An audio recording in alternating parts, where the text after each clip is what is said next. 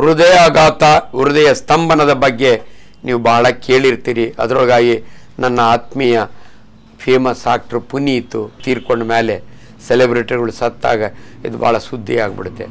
Heart attack ಗೊತ್ತಾಗುತ್ತೆ ಹೆಂಗಂದರೆ ಎದೆ ನೋವು ಬರ್ತದೆ, ಉಸಿರಾಟ ಕಷ್ಟ ಆಗುತ್ತೆ, ಹಾಸ್ಪಿಟ್ಲಿಗೆ ಹೋಗಲೇಬೇಕು.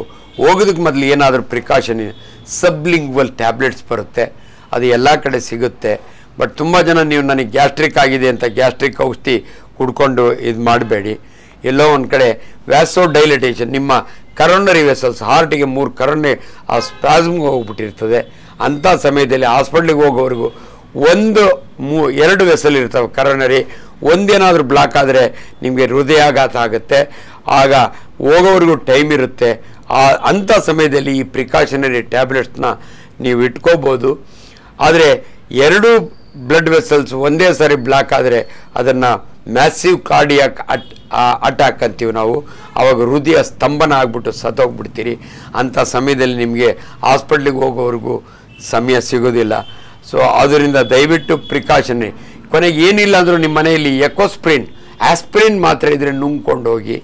ಅದು ನಿಮಗೆ ಅಲ್ಲಿವರೆಗೂ ಹಾಸ್ಪಿಟ್ಲಿಗೆ ಹೋಗೋವರೆಗೂ ನಿಮ್ಮನ್ನು ಹಾಸ್ಪಿಟ್ಲಿಗೆ ಹೋದ್ಮೇಲೆ ನಿಮ್ಮ ರಕ್ತನಾಳದಲ್ಲಿ ಇರತಕ್ಕಂಥ ಕ್ಲಾಟ್ನ ಕರಗಿಸ್ಲಿಕ್ಕೇ ಆಸ್ಪತ್ರೆಯಲ್ಲಿ ಔಷಧಿ ಇರುತ್ತೆ.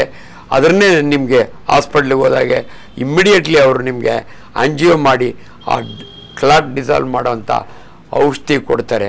ಇವೆಲ್ಲ ನಿಮಗೆ ಅರಿವಿರಲಿ ಅಂದ್ಬಿಟ್ಟು ನಾನು ಇದರ ಬಗ್ಗೆ ಮಾತನಾಡ್ತಿದ್ದೀನಿ.